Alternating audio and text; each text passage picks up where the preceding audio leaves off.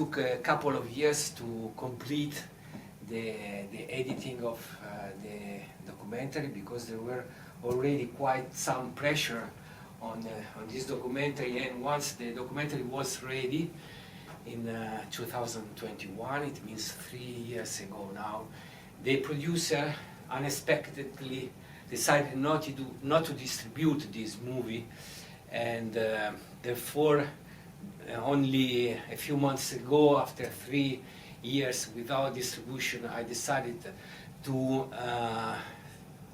get my chance to put this documentary in the cinema halls. So it means that in Italy, where the documentary was produced, in the last months we had already kind of 60 clandestine screenings, and this is the first screening in Germany. It's not the second country where the documentary was screened, because it was meanwhile screened also in Libya, in Benghazi, in Senegal, in Dakar, and in Turkey, in Istanbul and other cities.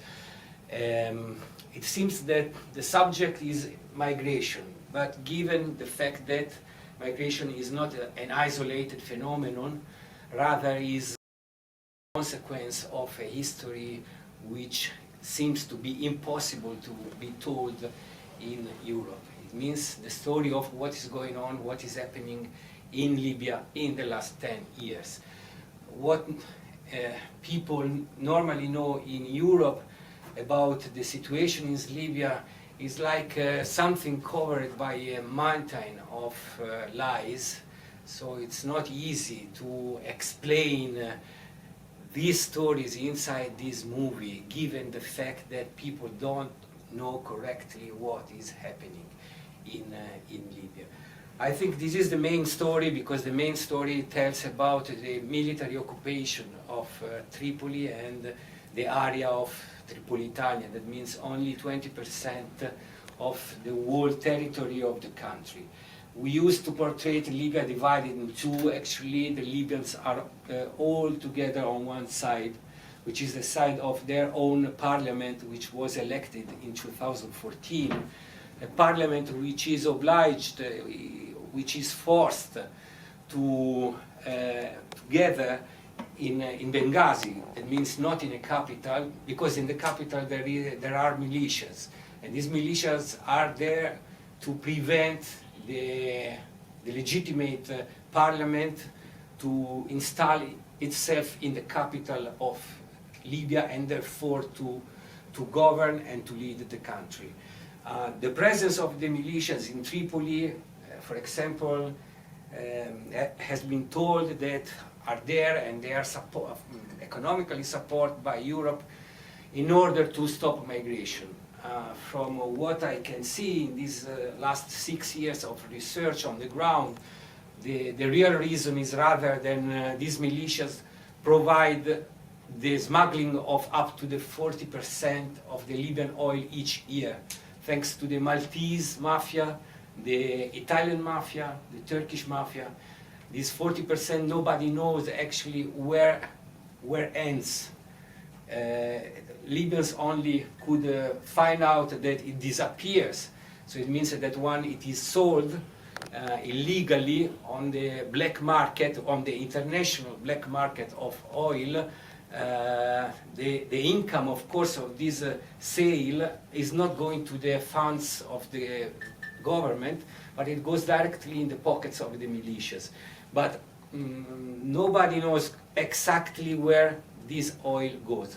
We know that for sure Malta, as I said, is involved, for sure Italy is involved, for sure Turkey is involved. But nobody knows exactly who is benefiting from this looting. I think it's an enormous story, and probably the fact that we are all involved is simply the reason why it is today impossible. It is still today impossible to talk about these stories. Anyway, I thank and appreciate very much Kino Moviemento to accept to have this screening today, and of course I thank you for being here, and I wish you a good screening, and in case I'm here at the end for your question. Thank you, and again, see you later. So I would add a couple of things, maybe, because I don't know if you know the story about the censorship that this movie suffered, not just because of the fact that, as I mentioned, the producer didn't distribute the movie since the beginning, since when it was ready. He refused any kind of offer. He also received from distribution companies, but also one of the few official screenings that have been held in Italy during the Human Rights Film Festival in Naples.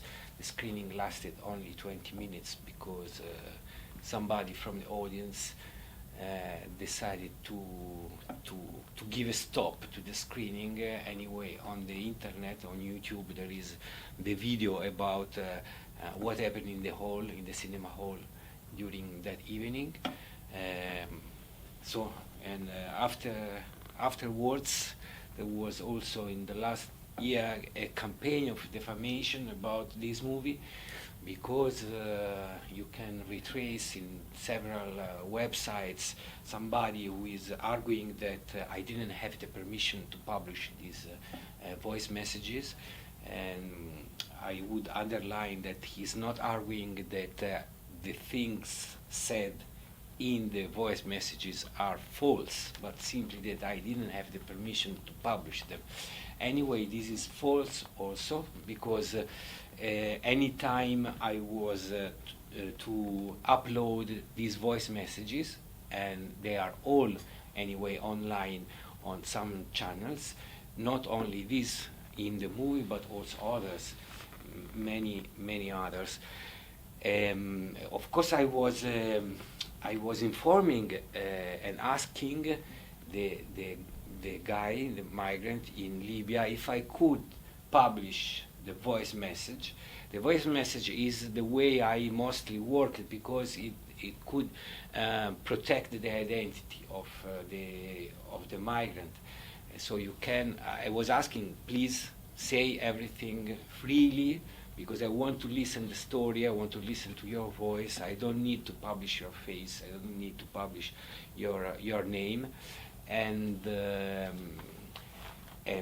But anyway, I was still asking the permission anytime, and so this is just a campaign of defamation, because they tried anyway in all the possible ways to prevent this movie to reach the big audience. As you see, even today, I think, of course, many of the people, many of the organizations, associations that were reached by the information of this screening, I think prefer not to give these informations to their readers, to their supporters, because it's complicated to get a confrontation on this fact, since the lack of real information on what is really happening in Libya. Moreover, I think I can add the last thing, which is the fact that I am in possession of an official document of the so-called Tripoli government, which states that the money the government received from Europe in the last years were not spent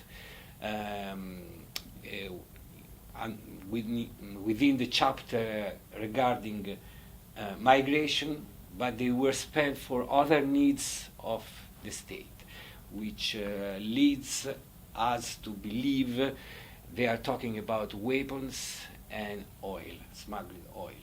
So I tried and I talked with all the parliamentarian parties in Italy to ask them if they wanted to make an official interrogation to the government, and in this case, of course, to the Ministry of Foreign Affairs, and they all refused to talk and to raise this question, both those from right and those from left.